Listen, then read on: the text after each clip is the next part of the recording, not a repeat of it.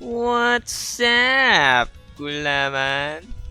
Alright, so level 93 na tayo, no? At kung hindi nyo alam, dilabas na yung event dito sa mga ito card bonus, powerful cards, di ba? Kailangan yang makuha, di ba? Kasi pang MVP hunt yan. May mga damage bonus yan, ano?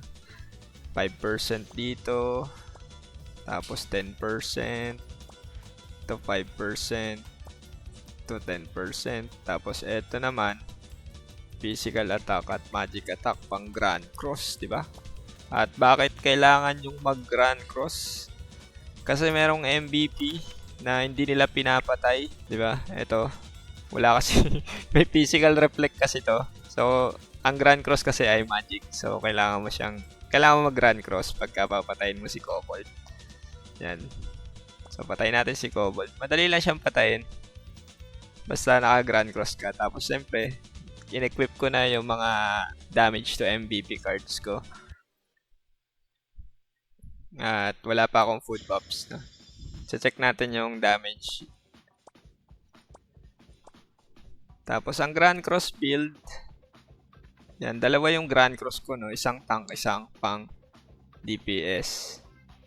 So, bakit dalawa, no? Kasi yung isa, ginagamit ko pang ET. Yung isa naman, pang MVP para mataas yung DPS yan. 89k, di ba? Wala pang buffs yan. Pag nag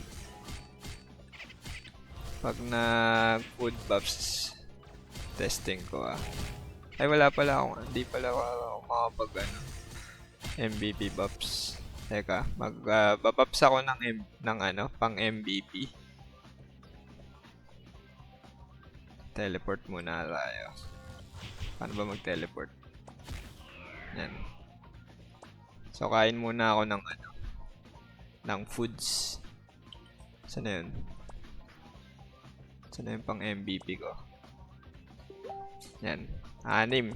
Dahil naka-6 na ako na yung taste ko naka-level 8 na. So, pwede na ako kumain ng 6. Yan. Para mas mataas yung damage. Yan. Tapos, syempre, strength. Kahit strength lang, no? Kahit wag na mag-vitality. Para mabilis-bilis tayong mag-MVP. O, yan. 100k na. Mamaya na ako. Tapos, strength, food. Yan, 120 na. Pero kung shield boomerang, mas okay sana. Kaya lang, physical kasi yung ano ba itong lumalabas dito? Physical kasi yung shield boomerang. Kaya hindi ako pwede mag-shield boomerang dito.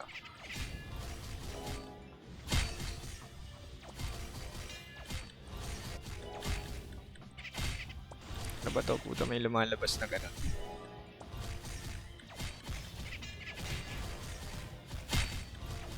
Dalawa tuloy. May quest na. May ano pa. Mag-MVP pa. Oh, basic lang, di ba? Tapos pag mamamatay na ako, isa pang trick, no? Pag mamamatay ka, halimbawa na bumaba yung HP mo ng grabe. Pag nag-switch ka ng Emir's notebook mo, ng build, di ba? Kaya dalawa yung ano ko dito. Yung Grand Cross. Kasi emergency, pag nag-switch ako niyan, mapupuno yung HP ko. Di ba? Para kang tawag dito. YGG berry. Yan. Ba't may epal dito Diba? Basic na lang siyang patayin. Kaya pumapatay dito, yan, mga pari lang. Diba? Kasi yung pari nakakapag-kill Kayang-kaya nila yan. Basic sa kanila.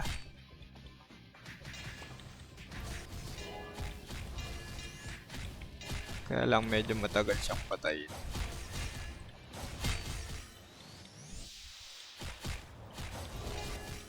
Dami niya kasing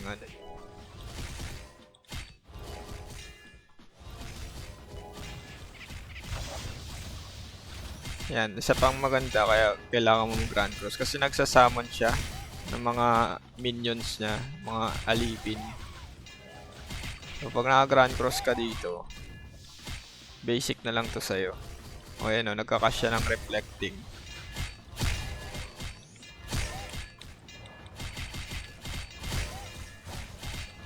Ina ng bawas ko ah.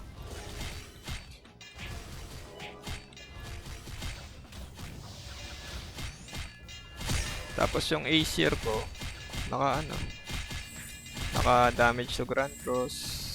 Tsaka yung cooldown. Ay, cooldown, yung cast time. Saan ba yun? Yan, yung cast time. Dalawa.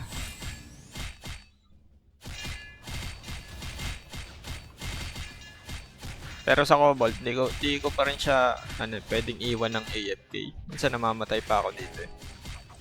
Lalo pag wala akong, kasi, YGG berry, naubos na.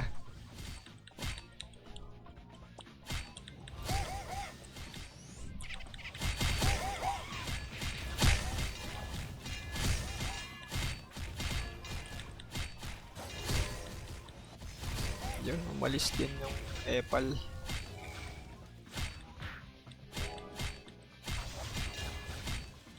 Yun nga lang, kumpara sa sa Detarderus, mas mabilis patayin si Detarderus eh, kaysa dito kay kay Cobalt Leader. Ang kunat na ito eh. Nang sa silence pa. Wala pa akong Marduk card eh.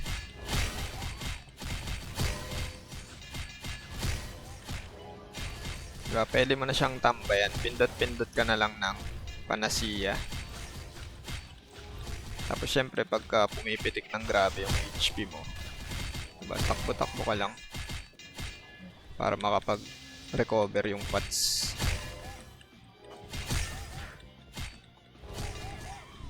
Diba, hindi mo na po problemahin yung reflect. Yung yung mga stun. Yan, mamamatay na ako, diba? Pwede ako mag-switch niyan sa tank. Diba, napuno yung HP ko. Kaya lang, dahil naka-vitality ang skill to, mas mababa yung damage ko. Yan, nasa 71k lang. Pero mas makunat. Diba, ibabalik ko na lang ulit siya pagka cooldown na yung Emir's Book sa DPS na Grand Cross para bumalik yung DPS. Yan. Tapos pag mamatay na ulit, diba? Switch lang ulit. Try. Pati. Takbo. Nag-rage na siya.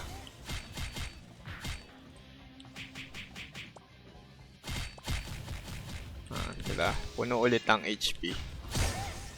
Paltong mga alaga. Muntikan yun ah. So, ganun lang siyang patayin. Diba? Para pag naubusan kayo ng MVP, diba, may paraan pa para pumatay.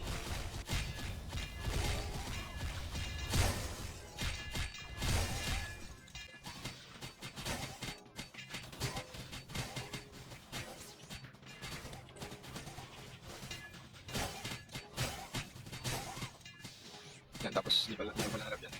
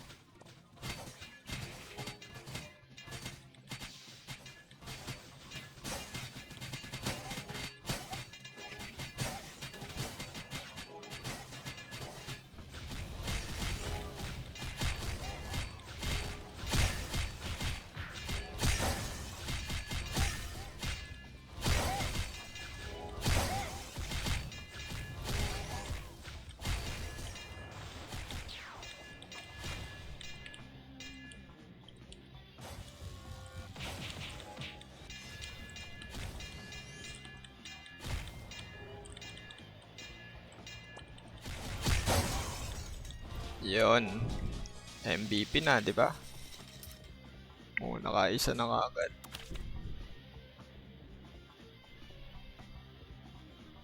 Isa pang weapon, no? Na kasugra. Ay. Ba't wala yung... Kaya palang nabawas ko. Di pala nag-equip. Yan. So, isa pang, isa pang weapon na pwede nyong gamitin. Yung Bill Gurisame. Saan ba yan? Punta tayo sa market.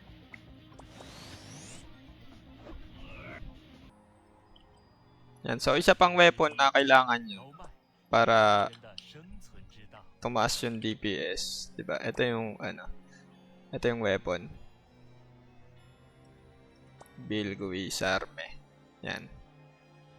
Mura lang siya kahit pwede mong bilhin kung marami kang Zenny. Pero hindi ko siya binibili. Wala akong, ayan, 1.3. Meron kasi siyang 10% damage to MVP. Yan. Tapos pagka na tier 4 mo siya, di ba? Mas another 10%. Tapos, ano tong plus 30%? Yan. May additional na dagdag pa siya. Kaya lang, hindi siya maganda para sa Grand Cross. Kasi, ang weapon na mas maganda itong Spearfish Pipe tsaka tong Shield of Nagal, na para doon sa multiplier ng Grand Cross. Yan. Tapos syempre ang skill, ang stat pala, no? Ang stat pagka tank, vitality at in, tapos konting dex, di ba? Para lang mawala yung cast time kasi ignore flee naman ang Grand Cross. So hindi mo kailangan ng hit rate. Tapos ang mga cards, no, na meron ka. 'Di ba? Ako hindi ako bumibili ng cards. Ang yung mga cards na nandito sa akin, galing lang yan lahat sa Oracle. Kasi every day doon ko inuubos yung instance para makapag-collect ng mga cards. 'Di ba? Kasi yung Oracle ko ay nasa 6 na. Tapos eto blue na yung album na binibigay. Dito kasi green. Pero halos parehas lang naman sila ng laman, 'di ba? Pag chinek nyo. Kaya lang mas magaganda yung nakukuha ang card dito sa sa kulay blue. Mas mataas yung chance, 'di ba? Pero hindi ko pa rin natatapos yung 7. Tapos ang equipment, yun pa rin, no? Basic lang. Adventurer set. 'Di ba? Para mas makunat. Pero yung isang multiplier ng Grand Cross, di ko alam kung bibiling ko siya, pinag-isipan ko pa. Yung Staunch Armor. Yan, para sa Grand Cross. Ito. 'Di ba? Kasi may maganda siya sa PvP, no? Kasi may anti-fear siya, 'di ba? Protected from fear effect.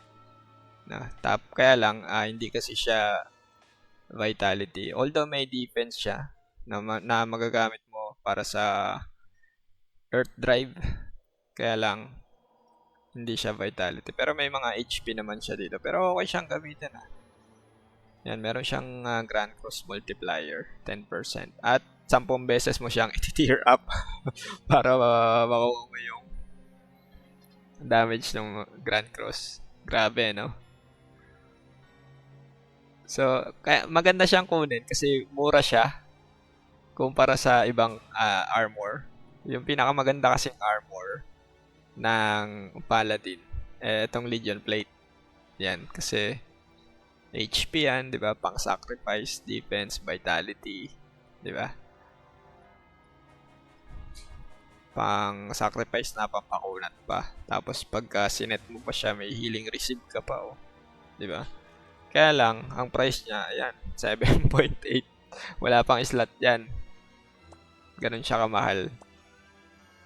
O kaya pwede rin naman yung meteorite, 'di ba? Meron din namang mga niyan, bebenta or gumagamit. Yung Goibs kasi parang malabo siyang magamit 'Di ba? Wala siyang kakwenta-kwenta Tapos yung boots pa, yung boots ng Goib set ay walang move speed importante ang move speed dito. Kaya hindi maganda mag-Goib set. Para sa tingin ko hindi maganda. Maganda lang siya for PvE, for tanking. Pero marami na namang option para doon. Sa foot, yung Goib Greaves. Siya lang kasi yung boots na walang move speed. 'Di ba? Pag check mo yung mga ibang move speed 5%. Itong Momo 5%, Tidal 5%, di ba? Mahirapan kang pumatay niyan at humabol sa PvP pag kulang yung move speed mo pag na-agoive ka. Kaya mas okay pa nga mag adventurer master boots kasi 8% yung move speed niya, may vitality din.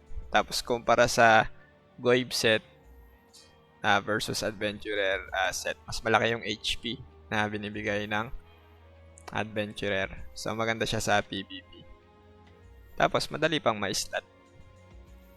Yan. So yun lang no for our video. At kung meron kayong questions na pwede natin gawa ng video content, yan. Gagawin natin yan. At kita-kits next video. Bye-bye!